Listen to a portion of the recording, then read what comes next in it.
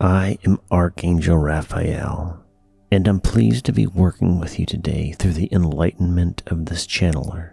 Today, I'd like to discuss the topic of cheating. It might seem odd that I would talk about this subject, but it is something worth having a discussion about and bringing this to light this day. It is said that there is light in everything that takes place within the physical existence.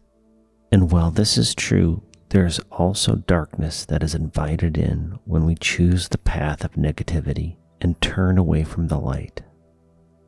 When we think about light itself, it is the shining cultivation of good in the world through love and compassion that illuminates all of existence in both the physical realms and spiritual realms.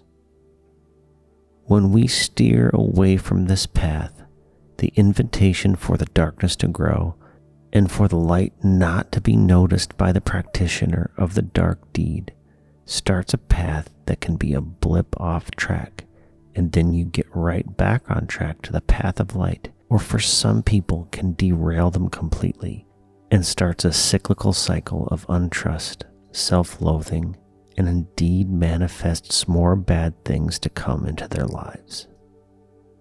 It's important to know that all who do misdeeds are not bad people. A lot of misdeeds that are done are waypoints that are contractually obligated before the person came into life and was destined to make an action that had specific consequences to help others learn and grow from the fallout of those deeds. Others simply falter slightly and see the light through the forest and find their way back quickly.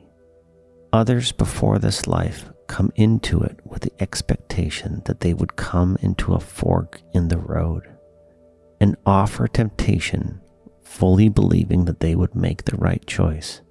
And sometimes they simply make the wrong one and indeed suffer because of that choice. All must know that the idea that one who has done wrong is not a sinner, and they will not go on to the mythical place that man has created to scare its people into submission called hell, or won't be tortured by demons when they die. Most of the torture that is done is all done in the mind of the person doing the misdeed, in their own thoughts and self-loathing because of the actions they have done. While that is kind of a hell people put themselves in, it's not like it is said in religious dogma as it was intended.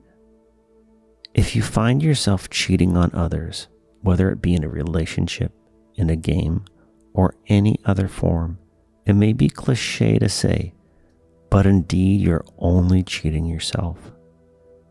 Just like all misdeeds, there is an energetic fallout that comes sooner or later, and whether someone pays the price by their own emotional trauma, or pays a fine, or goes to jail, or moves on to their next life, and has to face the same scenario again until they rise above the temptation, a price is paid nonetheless. One may think they are gaining in some way to win, to gain wealth, to experience something they shouldn't, but gaining it is not. For the only thing that one gains is a negative experience that comes your way, because you simply invited it into your life and existence by the act of a meaningful, purposeful deceit to have a perceived gain. While this is being explained in a linear way, know that it is more complex of a universal rule, but it is a way to understand it just the same. Whether it's cheating or judging or whatever action that lands on the side of darkness, there's always a better way, and it starts with the people of the world being a shining example of the light to show the way for others around them, so they have an example to follow moving forward in their lives.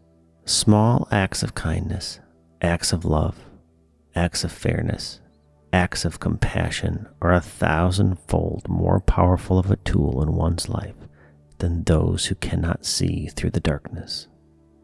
Be the light that you want to see in the world, and shine with the light of 1,000 suns. And with this, I leave you in the infinite light of the one true Creator.